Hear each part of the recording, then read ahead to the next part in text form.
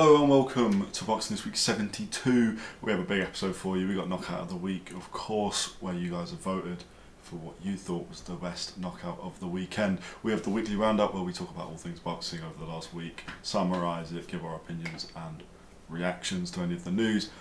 And we have a new segment which I think you guys are going to like. I won't give too much away, but just wait and see. Let's get into Knockout of the Week. Knockout of the week. Okay, so this week we put the video up on Monday. It got quite a lot of votes this week, so we're very appreciative of that. I will say there was only really one winner, and I knew when posting. Well, we knew when posting that there was only going to be one winner, but it was a bit of a poor week for knockouts. We had Ben Whittaker, we had Ibraheem Sulaiman, and that was it. That was it. We did also have one in Pakistan. Former Noah Inoue opponent Yijun Kim got a very good body shot knockout, but it included throwing up blood. And I kind of thought, you know what, I'll bless the people today and not show them that because it was a bit grim. I mean, Paolo saw it. Paolo was saying to put it in black and white, and that would be okay. And I was like, no, let's protect them. But that's just the difference. Now I'm joking. Expose them. Yeah, so we only got the two this week. Yeah. I'll be honest with you, people. You already know who's won, but we'll watch Ibraheem Sulaiman's first. More marathon-style fights, 10 rounders, 12 rounders, but this is good work, good attacks to the body. Finding the target better with those shots. Got to be careful from now on, Sulaiman. No more low blows, don't need more points off. It's been a polished performance so far. Good flurry of shots, and the referee jumps in, and that is the end of this. First of all, obviously, congratulations to Ibraheem Sulaiman. It was a good finish. Yeah. As knockouts go, it's not the best. It's not the best. I don't know. We were limited, like I said. I was really hoping for a certain Fraser Clarke and a certain Jeamie TKV to provide something, but they decided to have a 12-round bash-up, so we'll obviously talk about it later. And then, of course, the other knockout of the week, you might have seen it, you might have heard about it, but it is Ben Whittaker versus Benjamin Gavazi in round one. Division, lovely body shot and a big right hand.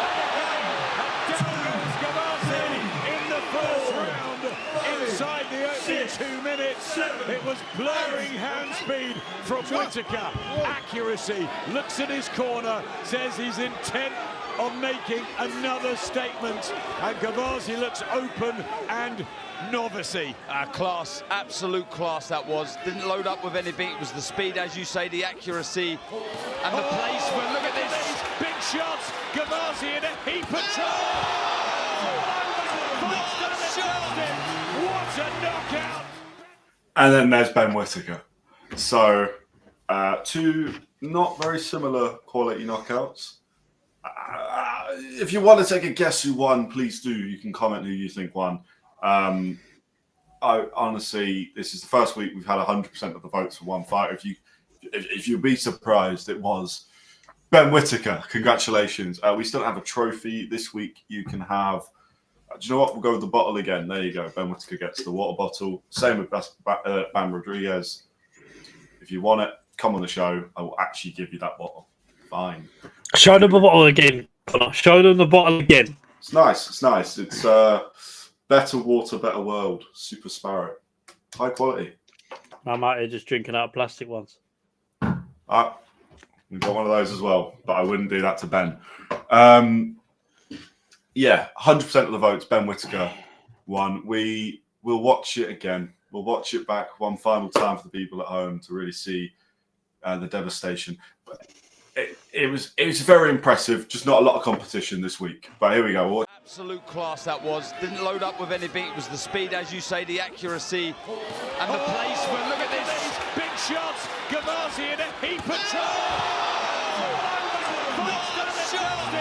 What a knockout!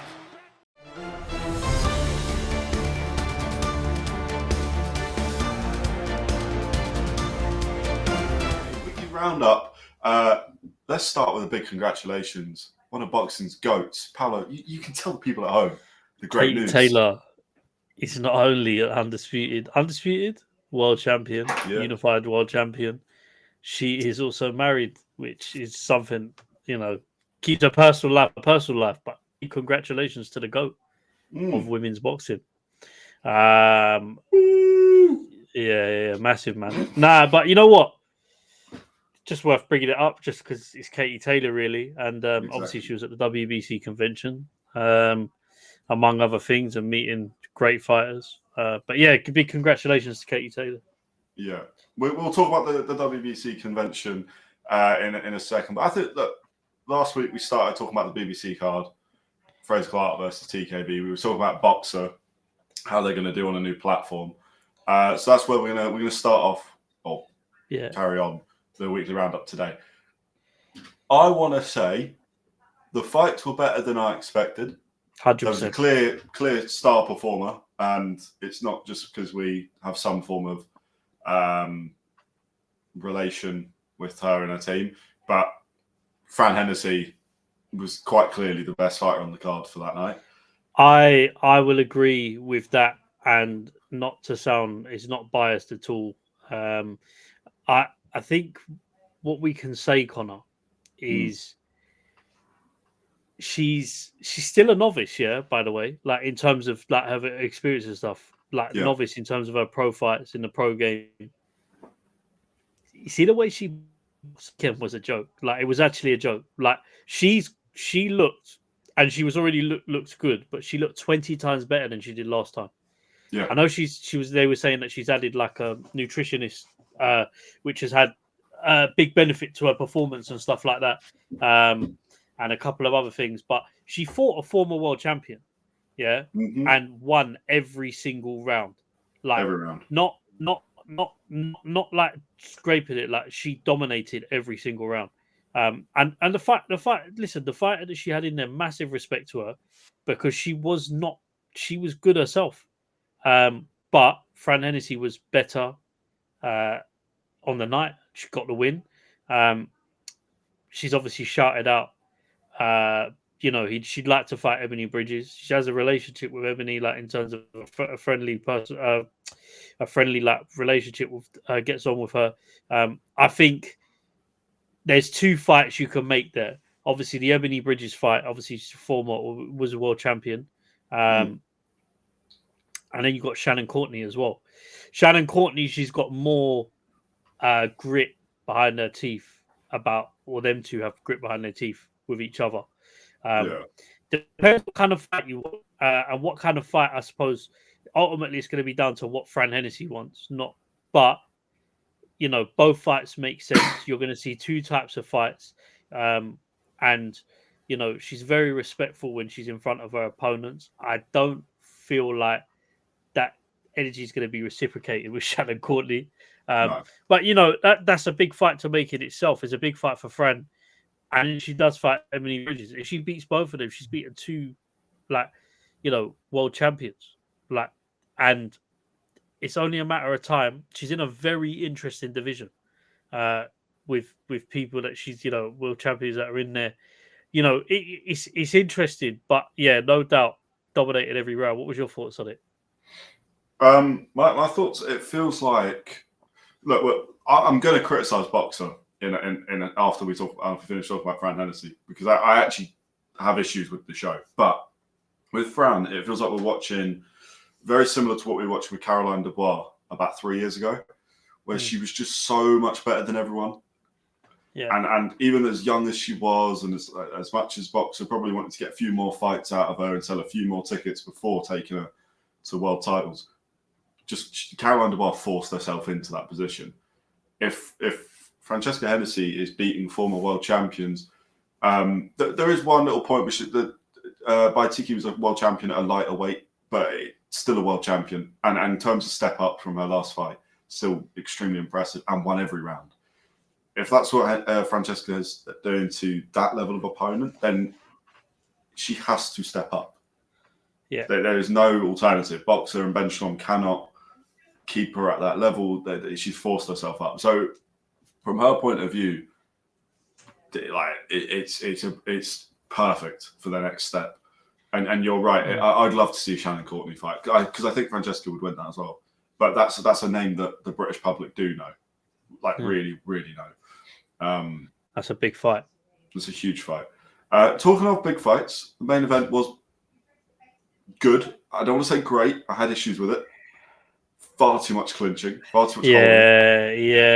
Yeah. But the two of them went to war. They went to war. Like TKV's got a golf ball for an eye at the moment. It's swollen, crazy. And Fraser Clarke, I've not seen someone look that devastated about losing in quite a long time. So, he was heavily concussed after that fight as well. By the way. Well, first thing we should say is Fraser Clarke took some shots to the chin.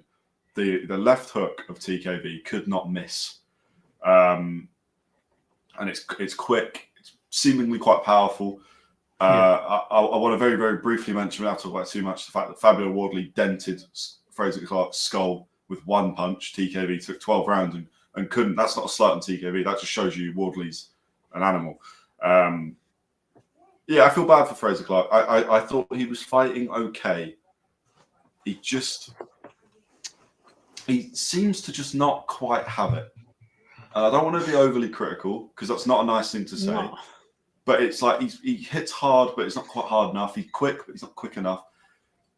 I'm not sure. Where does he go from this? It's a hard look. I think he said something before the fight, and I completely agree with it. By the way, the landscape of heavyweight boxing now, if you're ready, there's a fight anywhere for you. Do you get it? There's an opportunity everywhere.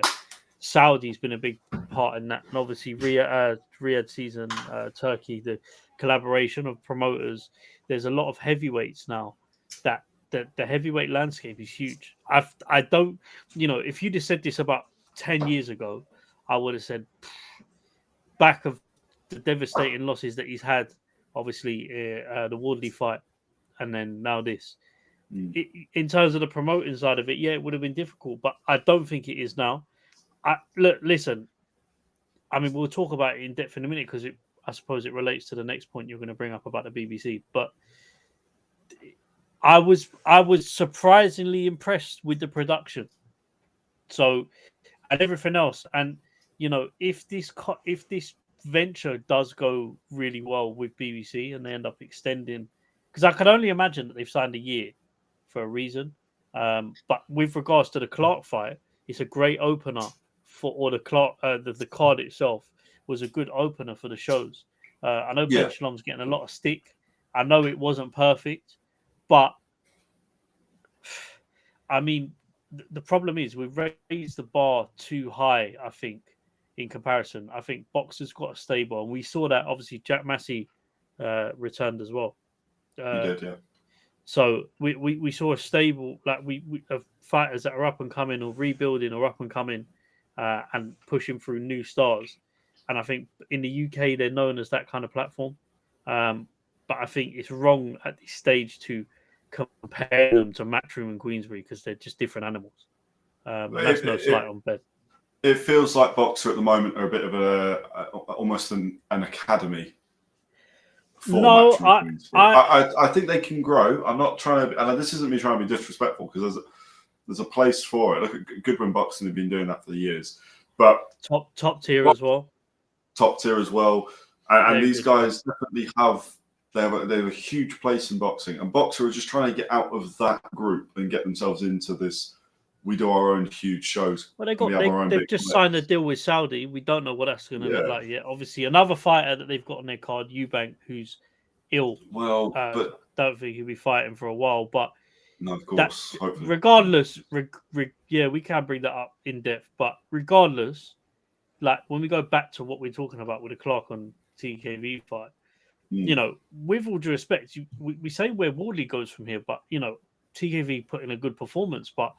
Look, let's be honest, in terms of the other heavyweights, he's going to get a shot higher up, but how much higher can he go? Because, we look at the Adelaide fight. Yeah. I think Dave Allen is probably next for TKV. I think Dave Allen beats TKV. But I think that's a really good fight Because I thought Fraser Clarke would beat TKV. It is, but it's That's a risky good, proper fight British fight. that Ben Shalom won't take. I'm just going to say it now. I think he'll have to. I don't think he will. He's already come out and said it in an interview. He said, "Yeah, Dave Allen's a great fight, but we can look at something bigger." I don't know what you're going to look for that's bigger than sort of a guy that can sell out. Yeah, sold 10,000 tickets on his last show. Sold out Sheffield Arena. He sold them tickets, pushed them through his thing, even for the fighters, etc. He got the tickets sold for everyone. 10,000 people at Sheffield. Listen, I don't know for a British champion, because TKV has won it deservedly so, but what Ben Shalom expects next, or what kind of fighter he wants to get and put in next. The problem is, a lot of these heavyweights, it's hard. Like the heavyweight division's hard. Like let's just call it what it is. Where do you put TKV in the crop of current heavyweights? I don't put him higher. Let's look at upcoming heavyweights, and I'm going to use his name, Moses Atama. He's an up and coming heavyweight. Don't TKV beat Moses Atama? Is that a serious question, or because no? No. I'm asking you. I'm asking. No, Atama mauls him. TKV is a weird one though, because we don't actually know, because he's a prospect, but he's a prospect who's lost twice, who's looked pretty poor in certain performances, but then also looked really good against Adelaide, and then got knocked out. Controversial, but still got knocked out. I actually thought he looked better against Adelaide than he did against Clarke, but he more than deserved to beat Clarke. He got on the cards. I think TKV versus Dave Allen is the only fight left. I agree. That's the only fight that makes sense. I agree. And I think Ben Shalom will have to do it because he's got to deal with Riyadh. He's got to deal with Ring. I think he'll have to. Turkey gets what Turkey wants. That's the way that goes generally. But realistically, how much money are you going to pay the fighters? Well, Dave Allen sells out 10,000 seater. There's good gate money. Has TKV on the show yet? Well, other than this one, no. No, I'm talking like a home show. No, but you would do it in Sheffield. You'd have to do it in Sheffield. With the greatest respect, commercially, Dave Allen is miles ahead of TKV. That's not TKV's fault, and that's why Ben Shalom should take that fight. Look, I don't know. We could spend I think Dave Allen wins. I think so as well. But I think that's a good fight for both of them. They both make good money. Dave Allen gets his shot at British heavyweight title, which we know is what he's really come back to the sport to do. Makhmedov was just a how high can I go kind of moment. Obviously fell a bit short. TKV makes sense. TKV will look for a money fight. That makes sense. And also TKV's still got a lot of learning to do. Fair, I'll agree with that. It is a money fight. I don't want to talk about too much. The broadcast, the BBC first event, I thought the quality was very good. I thought the commentary was all right, like typical boxing. There was some moments where I wanted to mute the TV, other moments where I thought, you know what, I've actually just said that. I agree with what you're saying. My issue was, it's not a huge card. You've only got a 1-year deal. And Boxer, we've said it before, they are in a bit of they are in a little bit of a make or break situation where they need a bit of luck. They need to find a fighter that can just carry them a little bit. No, but if you're not doing that, they need to make the events better. And I think the events can be better, not just by adding more fighters, but it didn't look like a sold out arena to me, which is near enough Fraser Clarke's homecoming fight. Not quite, but basically same area. Didn't look sold out. And it just looked like I was watching any other boxing show. I disagree, bro. I'll be honest. Disagree? And hear me out. They've got to stop doing it. That's what Ben Shalom shouldn't do. Start looking externally for a big fighter that's going to carry them, because they've got stars on their thing. You've got Callum Simpson fighting next month. Obviously, you've got okay, but Simpson beat Shiraz. They're at different stages, but I'm saying to you, you've got stars that can carry you. A star for boxer is a different star for Matchroom at this stage.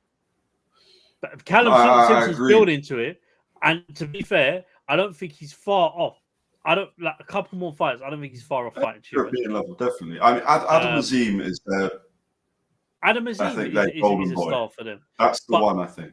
But they've got plenty of stars on their thing. What Ben Shalom's got to start doing is he's lost a couple. You've now got to focus on what you've got in front of you and push them. Because all that's going to happen is you'll be in a bigger hole. You'll lose them. You'll lose the Frans. You'll lose the Adam Azims. You'll lose the Callum Simpsons. You'll lose. But you have to push the right people as well, though.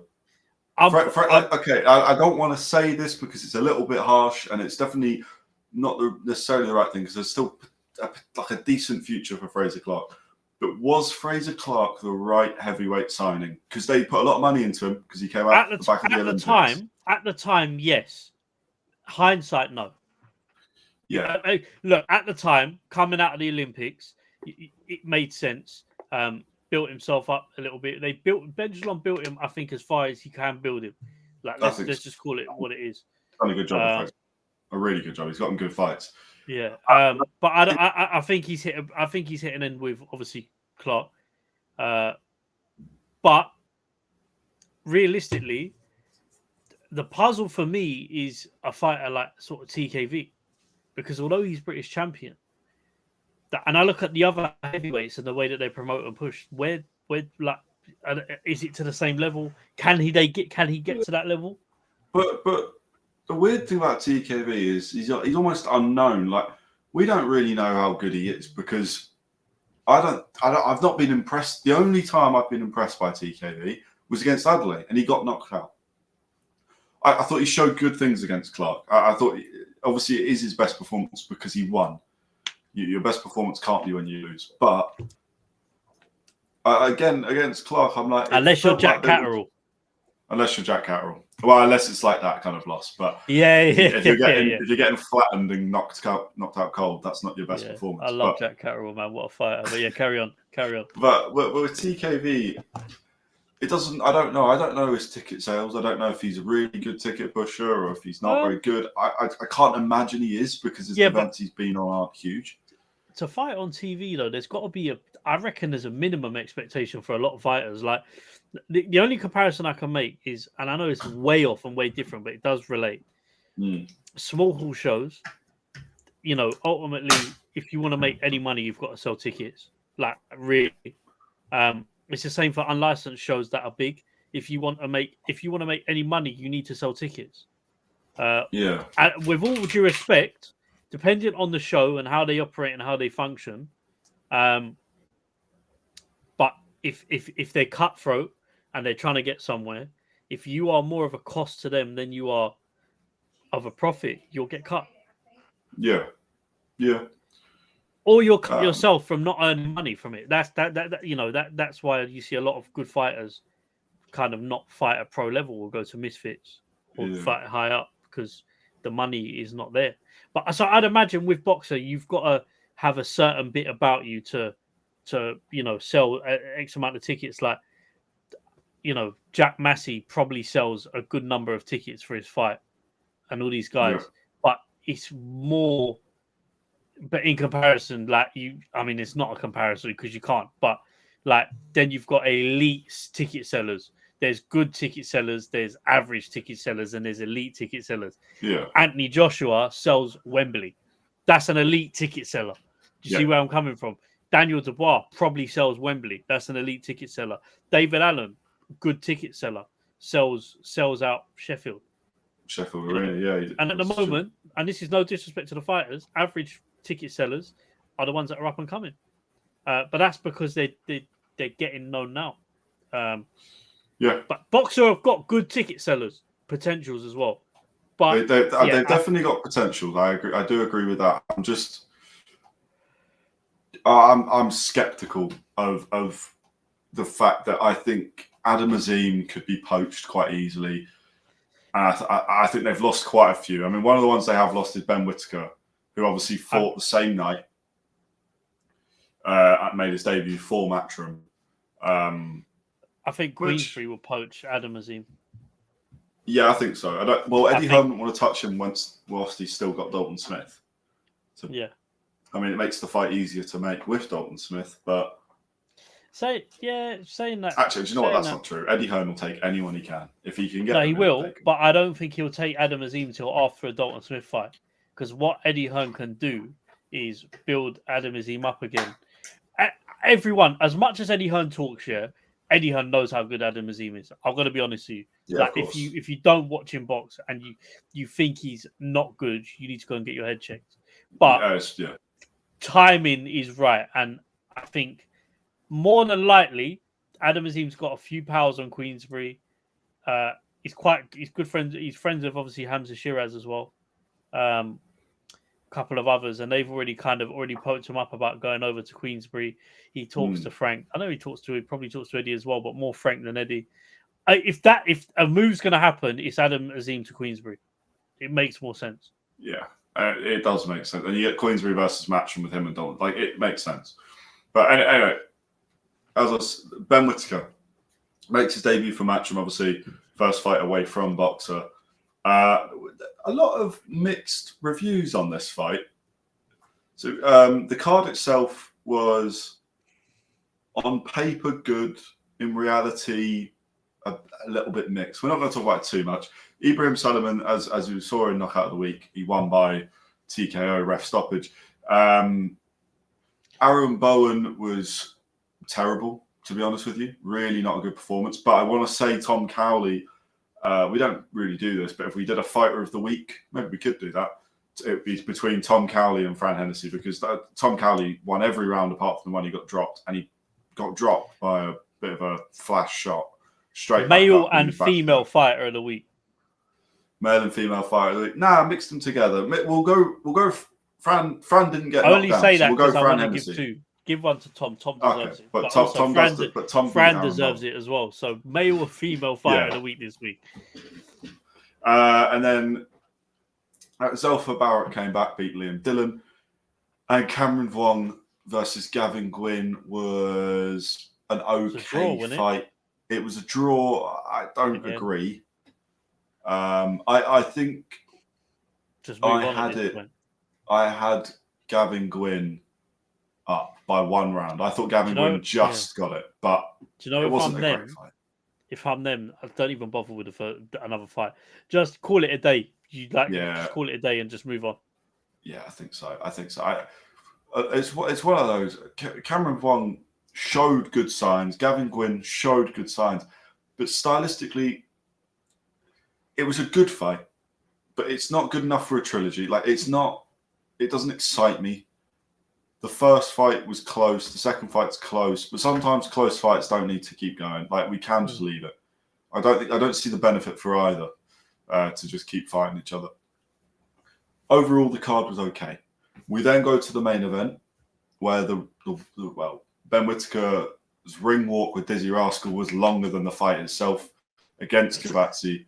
And he's knocked Gavazi down within a minute, and he's knocked him out cold within a minute and a half. No messing about from Ben, though, which I realised. Very focused, locked in, dialed. Very focused. More so. Like, I know he was a bit flashy towards when he kind of knew at a point. Yeah, I've got him. But I saw a different side to Ben. Seen it once or twice when he's had to kind of, I suppose, respond to criticism and he boxed. But this partnership with Andy Lee is going to be very beneficial for him. And I think he's learning a lot under Andy Lee as well. And Andy Lee is a great coach. Yeah, and a comment we should bring up is Andy Lee stating that Ben Whittaker can go and basically do anything he wants in the sport. And Andy Lee doesn't say that about all of his fighters. That's just not something Andy Lee does. So the fact he's saying that about Ben Whittaker is a compliment. It is his fighter, so there is a pinch of salt with it, but still. Right, but up until that first knockdown, which is only a minute, it's only 60 seconds, really, Ben was locked in. He was boxing as anyone would, but better. And after the knockdown, he was telling the crowd to calm down. He was doing the little two steps. He was doing his little showboating, but not to the same extent it used to be. Yeah. And then he knocked him out in a brutal fashion. Can't Do you know complain what? about Do you know what my biggest frustration with fans, like with their kind of directional attitude towards Ben Whittaker, is like the guy has achieved, done a lot in the sport already. You talk about the Olympic level, you talk about pro level. He's built himself up. Yeah, that. I think he gets criticism unjust. Like basically, like I feel like with boxing fans, you either want a fighter to be two ways. You want him to, or you want them to be sort of robotic, and if you don't like them, like then you just want them to like die in the ring. Like it's mental. There's no middle ground. Like like if you don't like them or you don't like that they're a bit cocky, like you want to talk about cockiness, yeah. Pugilist of the sport, Muhammad Ali, one of the most cocky fighters to fight. Full stop. One of the most, worse than Ben Whittaker in terms of the way he was. One of the pugilists, one of the best. Different levels. I'm not comparing them in any way. No, But I he was see what you cocky. mean. It's a style. Yeah. Plenty of fighters that were cocky, but they got the job done. And I just think we pick and choose. Like it's a new gen of boxers, and I don't agree with the criticism Ben Whittaker gets. No, but the good thing is having haters means you make more money because people are going to pay to watch you get knocked out, or they're going to watch you win. So yeah. Let's call it what it is, man. Haters are good. Carry on. Haters are good. And it was a very impressive performance. And again, it is like you say, Muhammad Ali is the best example of it. And Prince Naseem, they knew when to switch it on and switch it off. They were so good at clicking in and out of that headspace of right, I'm going to take the piss out of you now, and showboat. And they also knew, okay, I need to actually just grind you down a bit and like win this fight, win this round. And they could just switch, and we've not seen that from Ben yet because we've either had, Liam Cameron. There was no showboat in that second fight. In the first fight, we all know what happened, and it was just bad. It was just bad for him. The second fight, we saw a different side to him. Came out very serious, did his job very quick, just got it over with. This is the first time in Ben's career, and it's a short career so far, but that we've seen him start the fight well, but still show the personality as well. Still showboated a little bit, got the job done. Really good knockout. It's gone viral, as most of his fights do. That's the Ben Whittaker that we need to see. However, Ben Whittaker versus Joshua Buatsi feels pretty early. I think I disagree. The light heavyweight division is difficult, man. You don't fight Joshua Buatsi, you're gonna have to fight Lyndon Arthur or Dan Aziz. They're as tough fights as fighting Buatsi. Whoever he fights next is gonna be. Is it too soon? Ultimately, though, he's getting criticism because of how quickly, obviously, he's finishing these opponents off, which I don't always agree with, because that you can fight who you get put in front of you. That same fighter could go and take one of the other guys for 11 rounds. What does that mean? So it can just be ability sometimes. Because they're saying the same thing about Moses. I think Ben Whittaker gets the same criticisms that I suppose Moses Atalma gets in terms of the level that he's fighting. But you fight who's put in front of you. Sometimes your ability is just there. But realistically, he's either going to have to fight Lyndon Arthur, Dan Aziz, or Buatsi. I don't think them fights are really any different, though. I think Dan Aziz is a much easier fight. Buatsi is not as... He's lost, yes. But he's not as active as other... he's not as active as a boxer, Buatsi. I think the thing that Ben Whittaker could potentially have on him is probably his activity, his age, that sort of thing, and would work against Buatsi. But Buatsi Buatsi boxer. Don't get me twisted. And yes, he is, level above at the moment. But until we fight, we don't know. Until they fight, we don't know. That's I don't true. think. I just think it's one of them. It's not a fight that Ben Whittaker is 100% going to lose. No, which I is agree with why that. it makes it Definitely interesting. not. I would say. Yeah, there's features of Ben Whittaker where I think, other than the obvious sort of top three in the division of Bivol, Beterbiev, and Benavidez, I think Ben Whittaker actually has a good shot against anyone in the division. He's taller than quite a lot of them. He's got punch power that's pretty frightening when he actually puts his punches together and sits down on them. He's quicker than most people. The flashy side to him does have benefits where he's feinting at the same time and he's creating angles that you're just not seeing.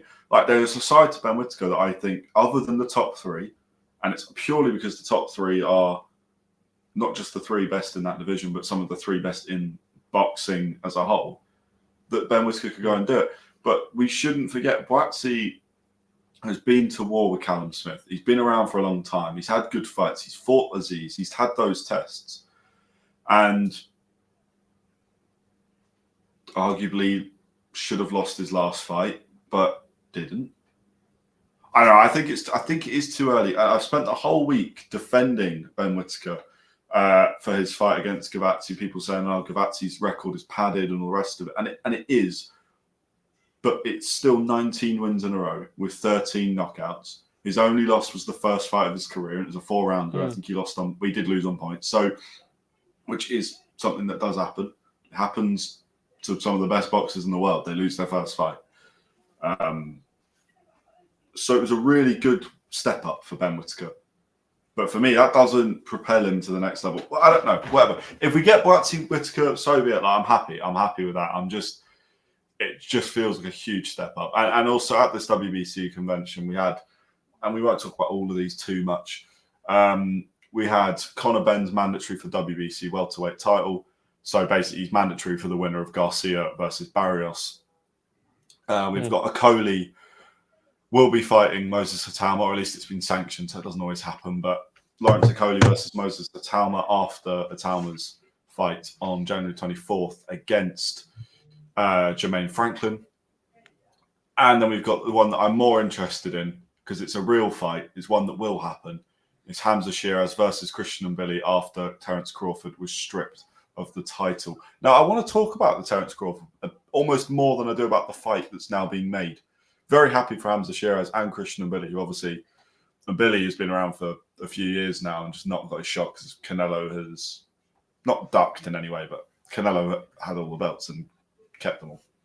But at the event, so the WBC lowered its sanction fee for the fight between Canelo and Terence Crawford. They lowered it from 3%, which is ridiculous, but 3% to 0.6% because of the reported $50 million purse, which is an amount roughly ends up being $300,000.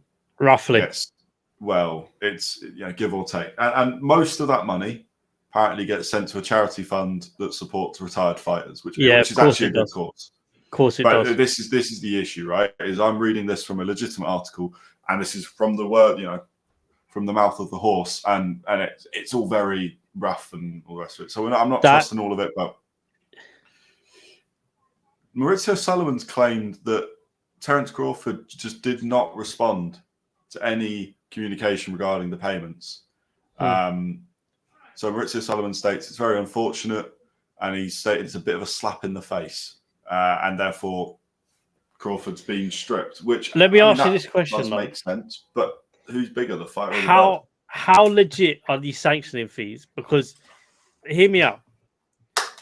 Charity for retired fighters is absolute rubbish. That goes straight into their pockets, split between the board of just old men sitting around a table who make stupid decisions on each governing body, apart from Ring magazine. But also, if it's a legal requirement, he would be able to take Terence Crawford to court, no? Yeah. So it is. It sounds like, and correct me if I'm wrong here, if I'm hearing this, it is not mandatory for you to pay a sanctioning fee. No, it just means that you can't fight under the belt. You lose your credibility with them and all the rest of it. But when you're Terence Crawford, Mayweather done it. Mayweather done it with WBO. Yeah, that's what I'm saying. I think the only one that he paid sanctioning fees, if I'm not mistaken, to, and even then, WBC struggled to get them off of him, was the WBC, which is why he always. Well, I think it's because WBC offer adjustable rates. I'm not sure that others generally do. I think normally they will, if it is 3%, they stick to that. That's no matter madness, what. though. But 3% is mental. Because when you think about it, correct me if I'm wrong. Like if you compare it to the one belt model system, which doesn't really happen in boxing, but it only happens in UFC. Yeah, they get lower purses, but in hindsight, I think it's like a stupid percentage of actually what each fight makes or the profit the show makes. The percentage isn't high. But there's no sanctioning fees to hold the belt, if I'm not mistaken. Yeah. No. So that is the only reason that these boards have credibility, by the way, in boxing, because they ain't doing it for free. And I, for one, do not believe for a second that money goes to a charity. Doesn't matter what paper you put in front of me, what story you do on it. I do. I don't think it all goes to. I think it's misleading. I think Maurizio 300,000. I don't think 300,000. I don't think so. No. I think a large majority will. But also, you got to remember they put these conventions on almost every month. That they must cost a whole lot. So people definitely pay to go to them. So, yeah, I wanted to bring that up because I wanted to ask people at home as well. What do you think? Because I'm in agreement with Power. We don't need the belts. We need the boxers. We need a ring. We need a ring with ropes. And we need fans in the stadium. We don't need a belt. We don't. No, we need a champion, but one belt. No, but of course, if Crawford beats Canelo, he's champion. It doesn't need to have the belts. Of course, it's better. Like the photos are better and everything when he's got the belts. But is a photo worth 0.6% of your purse, of your fight purse? I don't think so. Nah. The WBC convention was a little bit controversial. We've also had Usyk explaining that he will be getting that belt back off of Wardley. So it does look like that's the fight next. Although Usyk also stated he wants Deontay Wilder. What do you make of Usyk versus Wilder? Because it's a bit of a washed-up Wilder now. He can do what he wants. The guy's won. The guy has achieved, I would say. He got an Olympic medal? Yeah, Olympic gold. Yeah, he got just a gold. Yeah, he got gold. He was undisputed at cruiserweight, undisputed at heavyweight twice. He's achieved everything in boxing. Yep. Does what he wants. He could go and listen. If he turned around to me tomorrow and said that he's wrestling with Jake Paul in the UFC, I'd say crack on. Yeah. And whatever Usyk does now is money. Money. That's all that matters is money. Yeah. He doesn't need to prove nothing to anyone.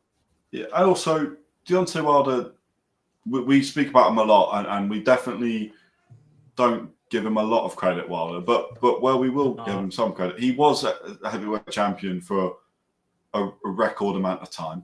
He did knock out 42 out of 43 opponents.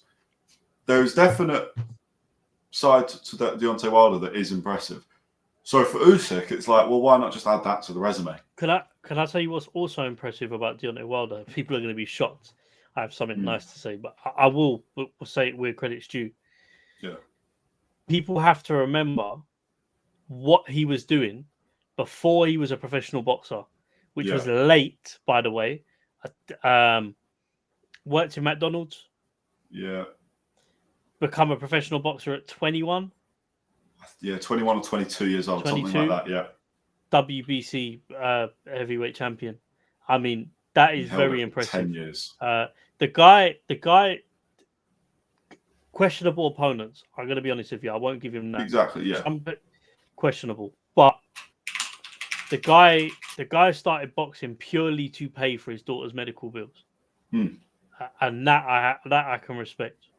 And you can't take that away from him. And the guy has got power. It is clear to see he had power. Don't know how much of it's left in there. He looks quite. I'll tell this for the words like not powerless, but he looks like he's lost something in the ring, he's and I lost the think spite.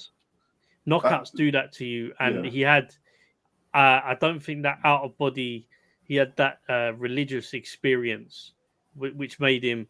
Before it was, I'm going to kill fighters, blah blah blah. He was a very negative mindset that Deontay Wilder had, which probably gave him an edge. Then there was a bit of compassion there, where like he'd actually be crying after the fights. There was one specific fight, I can't remember, but I don't know why I slipped one. Hellenius, where he actually cried after the fight because he was worried about the damage that he'd done, which is a normal reaction, by the way, for boxers. Because look, you're in there to make money, but you know you're not intentionally going in there to change someone's life or their ability to provide for their family. That's not what your mindset is going into the ring. But he did say a lot of stuff in build-ups, and that's just the way Americans are. They trash talk, but he said some very personal stuff. He's got spite. He had spite in him, which I think what made him dangerous. But then when he lost that spite, he became a bit more compassionate. I think it affected his boxing ability, to be honest. I know it sounds mad, but no, it's true. Well, we're talking about Wilder, and he's actually a very likable human being at the moment. Whereas in the past, he's been like nothing really wrong with him. But I wouldn't say I was a fan, because the way he used to talk about things was just like, if you actually do kill someone, you're going to regret saying a lot of what you do. Whereas now he's quite compassionate. He's got emotion. He feels like he's more than just a boxer, which is good, but it doesn't generally bode well for when you actually need to get in there and get the job done. Wilder obviously did beat Herndon by knockout in his last fight. Was not very impressive, but he did get the job done. So I guess there's something. Right, the only other news that we've got to talk about, and we really won't touch on it too much. We've got the Monte Carlo card, Matchroom card this weekend. We've got Jay Opetaia returning, defending his IBF World Cruiser title, potentially his last fight at cruiserweight if he is still frustrated with Zerdo, who seems to just be ducking, got to be honest. Targeting the Benavidez fight. Benavidez fight would make sense. Zerdo. Makes more sense because they want to do it on Mexico's, what is it? Cinco de Mayo. Cinco de Mayo. They want to do. Yeah. They want to do it on Cinco de Mayo, which actually market-wise makes more sense. I'll be honest, as a bigger fight. It's become traditional as well with that to just have a fight on that. It's normally Canelo, but who cares? As long as two Mexican fighters. Yeah, why not? So the Monte Carlo card, Matchroom's card, it's a good one. It's a small one, but you got Conor Walker, Pat McCormack, great fight. Shabazz Masoud versus Peter McGrail is a really good fight. Great fight. That's the headline event. Beatrice Ferreira versus Elif Nur Taham is a good fight. It's for the IBF World Lightweight title, but we do know that Beatrice Ferreira will probably win quite easily, in all honesty. But Elif Nur Taham is a very good fighter, so could be an upset. Hugo McAuliffe, so I'm reading these last ones because I couldn't remember who Johnny Fisher was fighting, versus Sean McComb is a good fight, and Johnny Fisher returns after his knockout loss to Dave Allen against Ivan Balaz. I don't think there's much for us to talk about, but it's a good event. They're always quite good, the Monte Carlo ones, aren't they? Yeah, Shabazz Masoud, I'm really interested in watching fight. Yeah, massively. And then over in the States, in San Antonio, we had a really good event. It's still a good event, but it's just dropped a little bit after a certain Janabek popped for Peds. Oh, dear. No longer fighting. Oh, dear. Yeah. Yeah, so he's no longer on the card.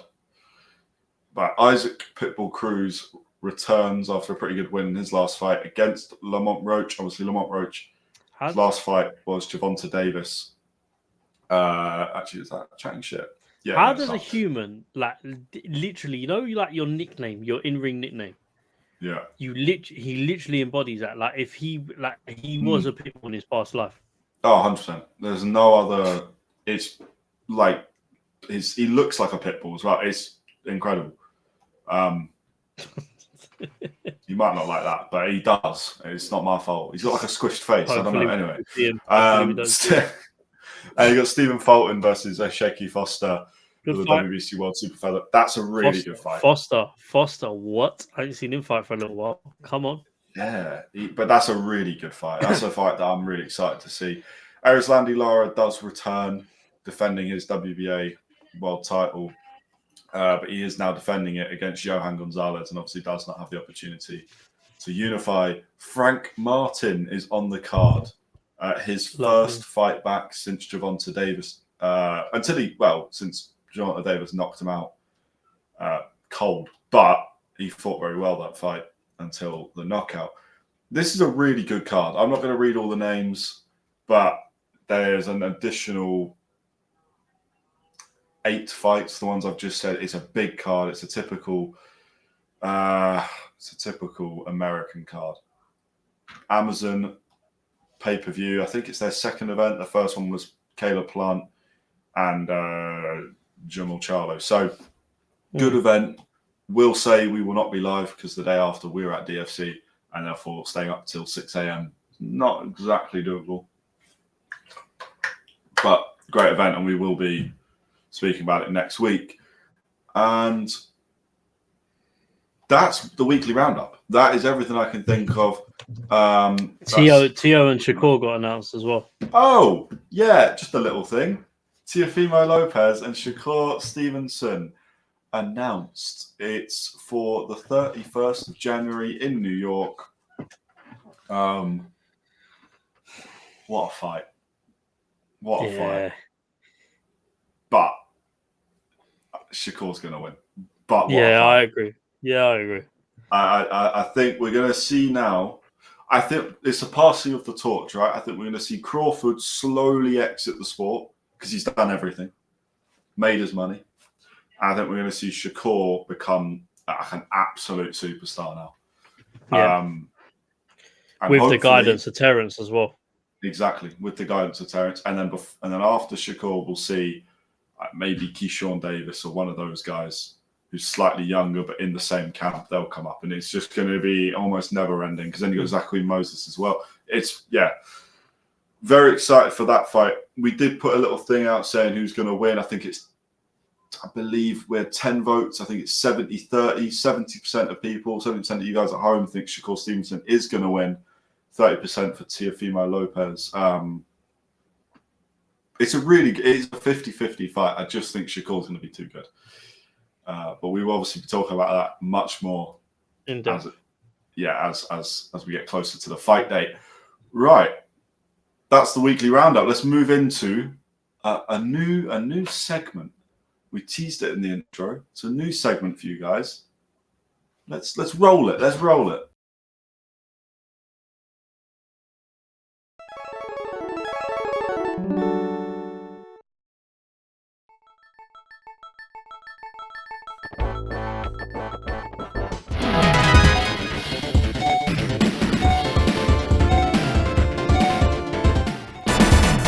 Fantasy fights. Hopefully you like the Street Fighter type intro to this. Felt like it was right because a lot of these fighters are going to be from back in the day. A lot of them are going to be newer. Put it all together. Street Fighter. That's how my head went. Right. Terence Crawford, as you would have seen, was selected by player 1. Floyd Mayweather by player 2. I'm just going to go out there immediately and say I'm very much player 1. I think Terence Crawford is winning that fight. Because I think, look, and it doesn't help that Crawford tweeted today about Mayweather, saying that's the only fight he thinks would be difficult. But at 147 pounds, I think Terence Crawford is unbeatable. I'm going to disagree. Obviously, look, Floyd Mayweather is defensively the greatest fighter to box. Yeah. Full stop. Yeah. Mm-hmm. Terence Crawford offensively is one of the best I've seen, arguably. Terence Crawford said it himself. You need 8 hands to fight. You need 8 hands to fight against Floyd, and I stand Yeah. by that. I just think Floyd was too much. Look, it's close. It would be one of his harder fights, but I think Floyd wins. You know, my On only point. reason is that I think Floyd didn't do it with everyone, but he did like to pick the times when he would fight certain people. Hmm. And I think if we're saying prime versus prime, so kind of Crawford against Spence, you could argue that's not even, you could argue that Crawford had about 4. I mean, they both had many prime, but if we're saying like sort of Crawford versus Spence, Mayweather, his prime was actually probably a little bit of a lighter weight than 147, so that does come into it. But we'll say towards the end of Pretty Boy Floyd going into money, that sort of 25th, 26th fight, that sort of time of Floyd, maybe later than that. But those two, I think Crawford's too much for him. I know that's crazy to say because I've watched Mayweather. I know about Mayweather. I'm not delusional, but I think Terence Crawford is all round. Just Can I just so say good. one thing? Yeah, Yeah. we need to stop with this. That Floyd Mayweather picked fighters at certain times. Do you know that he was older than 80% of his opponents that he fought? 90% of his opponents that he fought. Well, yeah, but that's age isn't clear. Look, 1,000,000% age. Crawford. Madonna. Okay, we talk about Madonna, yeah. Madonna. But is Madonna better than Crawford? No. Wait a minute. No. But I'm saying. But it's not close. But this is what I'm saying. He cherry. Pacquiao. Like, look at Pacquiao. He was older than Pacquiao. Oh, but Pacquiao was washed up. But he was older than Pacquiao. No, but it doesn't come into it, man. Because we know Mayweather. Okay, so hear me out. Floyd Mayweather fight pro now and he'd win. Floyd Mayweather's prime is the longest prime I've ever seen of anyone. Yeah. Yeah. Well, Pretty Boy Floyd to Money Mayweather, his prime was a joke.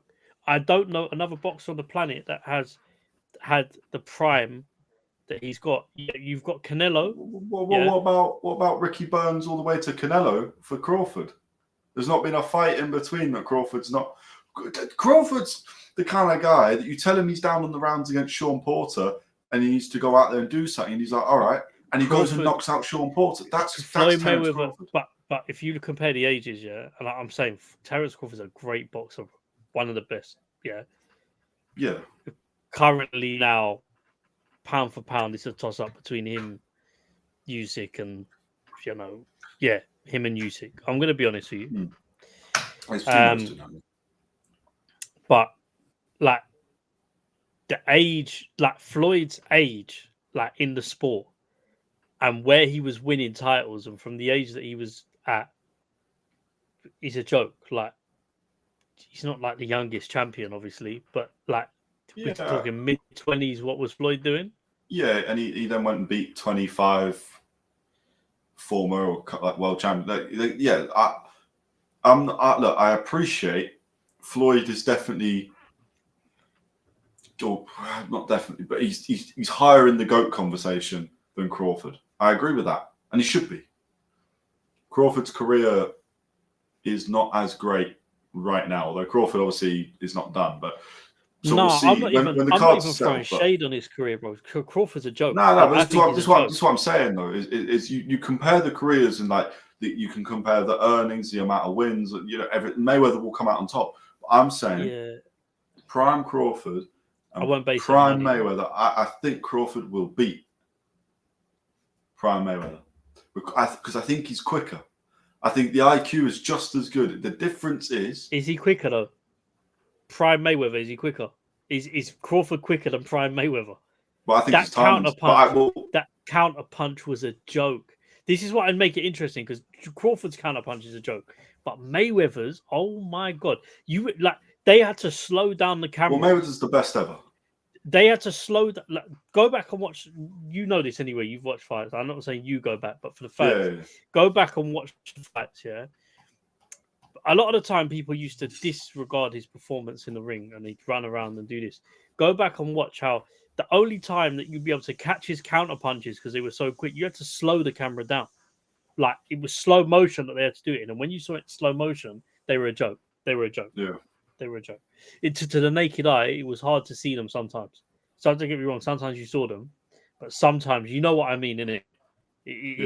I can't explain. Like there were some punches that even now, if I go back and watch Floyd Mayweather fights that I religiously used to watch, I missed some of the punches, and I'm like, right, yeah, I forgot he done that. Yeah, of course. Look, but I'm not taking it away. I'm saying you've got. I think Crawford can do it all. And the fact Crawford just hits hard as well means he's always he can fight in the front foot just as well as he can the back foot. Mayweather used to be able to before, obviously, he had his problem with the hands. Look, I agree. I agree with the hand thing. He stopped knocking people out, or less of it when he obviously injured his hand. I mean, he had to. But then he still dominated fights, which is mental. Yeah, he's dominated in he one found hand. another way. But I think Crawford would find the same way. I think Crawford would still beat everyone. I mean, at the end of the day, Crawford's going to have a similar record. Prime Crawford beat Pretty Boy Floyd? Yes. That's not really his. Would you say that's Floyd's prime though? What? No, his prime was Pretty Boy going into money. It was that sort of era of Maidana, Kota, that kind of era was prime Mayweather. But honestly, it's hard to say. I think I'm not backing. I think Crawford would do it because I can't see a way you beat Crawford. Whereas I can see a way that you beat someone who relies on defense only, even if they're the best at it.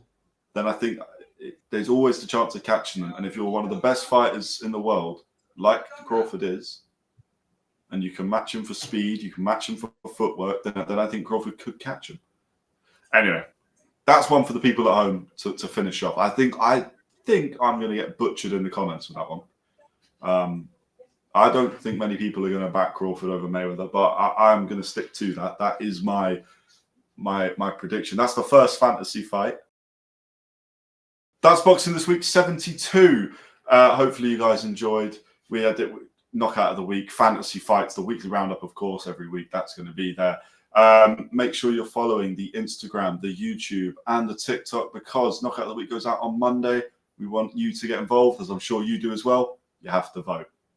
We had, I don't know how many people voted for Ben Whittaker this week, but it was a large majority. Fantasy fights will be back. I'm thinking Pacquiao versus Inoue next. That's what I'm thinking, but we'll confirm that at another time. There might be a live stream on Saturday. It's not completely confirmed, but for the Monte Carlo card, bear with us. We're both quite busy this weekend, but they potentially will be, so keep a lookout for it. Make sure you're subscribed. You'll have seen it pop up on screen. We've got the £50 Amazon gift card giveaway. All you have to do is subscribe, and at 500 subscribers, we will announce it live or on a show, but it will be a wheel spin. It will be announced. Make sure you've commented that you're subscribed as well, otherwise we don't know. That's all from me. That is all from me. So, Paolo, have you got anything you'd like to say to the lovely people at home? Thanks for watching. Thanks for tuning in. Don't forget to like, share, and subscribe. All of that. Good evening, good night, good morning. Ciao.